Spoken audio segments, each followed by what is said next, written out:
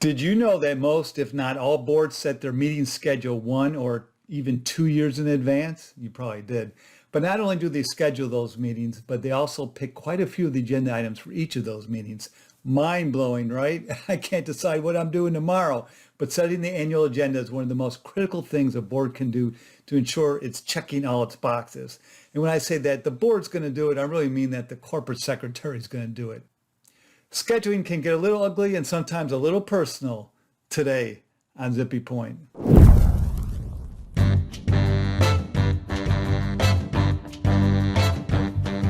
Brock Romanek and I'm a big fan of yous.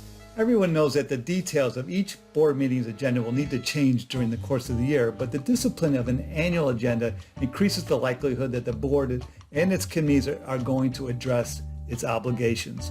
One of the functions of the corporate secretary is to plan, but the secretary also needs to ensure that things are not overlooked, and that can happen very easily.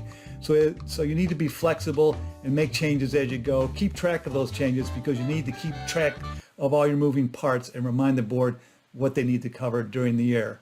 Here are 5 things you need to know about board agendas. 1, determine how far out to plan. 2, know when and how to set it. 3, determine what goes in it. 4, be flexible in deviating from it. And 5, use it to set individual meeting agendas.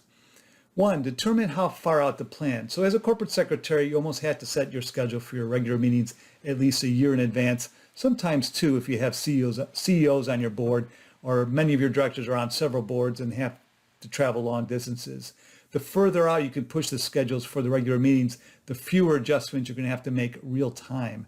You start by asking yourself, how many meetings do I have to schedule during this year? And that, to a large extent, is driven by deadlines in your internal processes.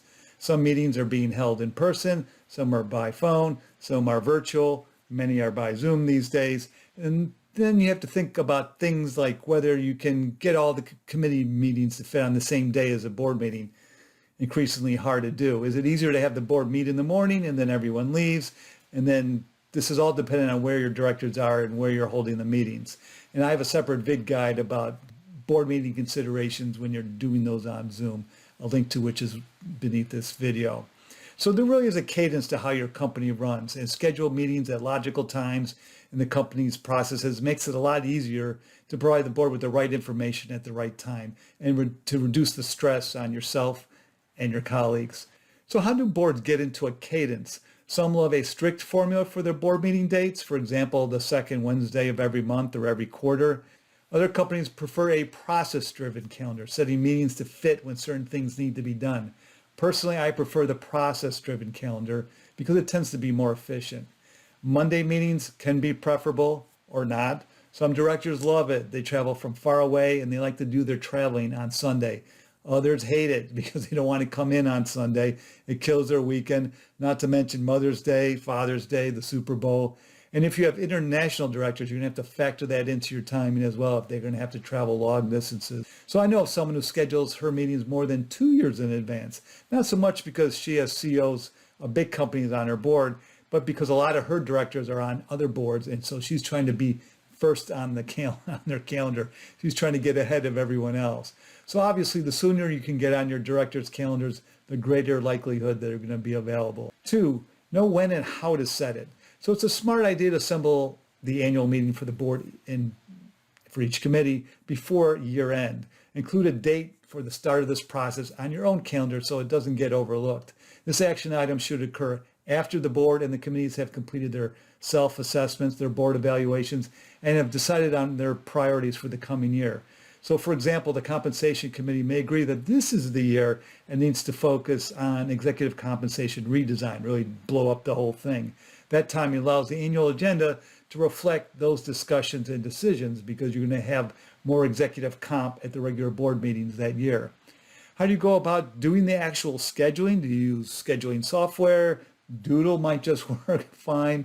Some use an Excel spreadsheet. Some use a tool built right into their board portal. So once those calendars are then built, you take those to each committee for approval prior to the start of the next year, and then to the governance committee so then they can bless it before they send it to the full board for approval. Or your board might be bold and they just have a standard format for when board meetings are held, the second Tuesday of the month, and there's just no input from individual directors at all.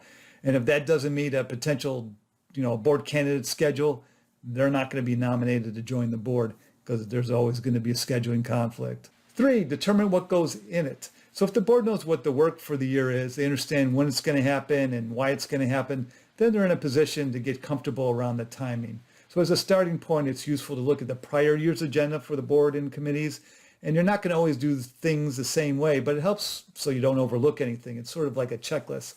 A hot tip is that in years where you deviate from the prior year's agenda, you make a note to yourself about that so you're prepared to stick that back in when you go back to normal for the next year. So for example, say a report typically was made at this particular meeting of the year, but because of the press of business and there's not enough time for it, you need to make room on the agenda for other things, you push it off to the next meeting. You want to make sure that you have a record of that so that you can revisit whether it should be coming back to its old slot for the following year's agenda.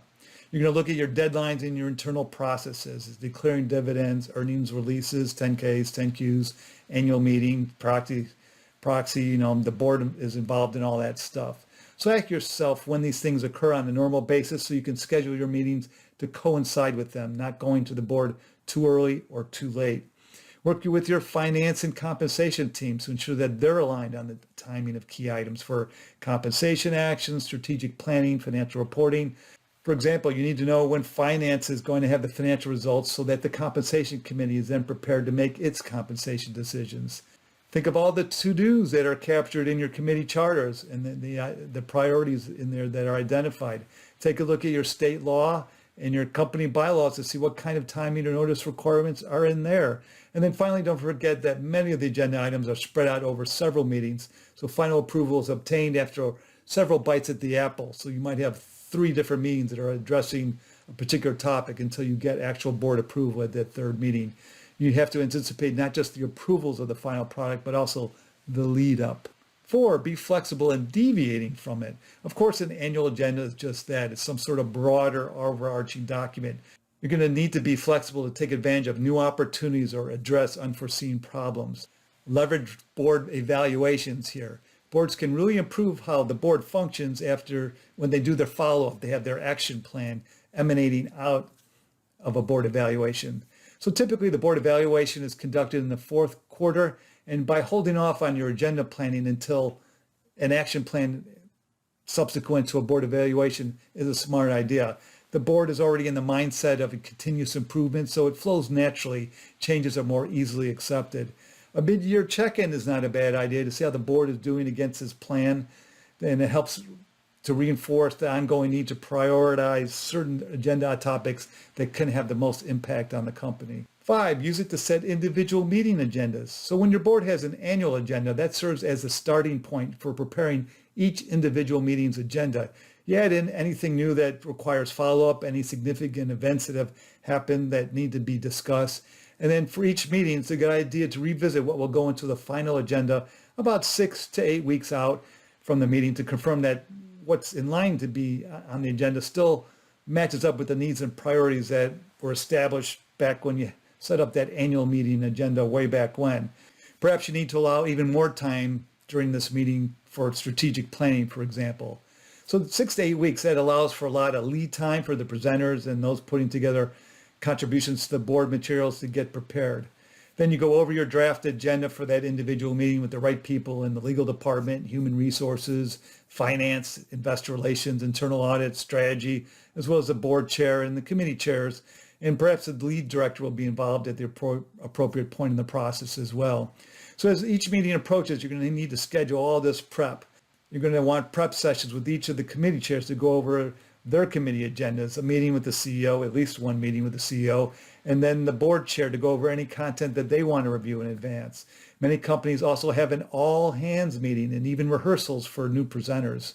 Schedule all those right after each board meeting ends, so you're getting ready already for the next meeting. So you do this early because it's hard to get on people's calendars. That's why you need to go so far out, 6 to 8 weeks, because you're much more likely to be successful to get on their calendars when you need to. Let's talk about reality. Even with the best intentions, things sometimes go awry. Maybe you have one director who doesn't want to do the board meeting in the middle of August because they're going to be on vacation, and Another director doesn't want to do board meetings during another week in August because they're going to be on vacation, and neither one has mentioned that before. These two directors are kind of competing for the calendar, but you've already set the calendar in advance. So that's when you're going to have to be firm and sometimes be that no gal or guy and say, sorry, we have already figured all that out. Unfortunately, sometimes they're going to win the argument. They're going to talk to the CEO, the board chair, and you might have to move the board meeting date around a little bit. Some companies allow for the flexibility of changing a board meeting date after it's been set a year in advance. Many don't. It's too easy to fall into the habit of constantly moving your meeting dates around, and that can be frustrating for your directors and real hard on you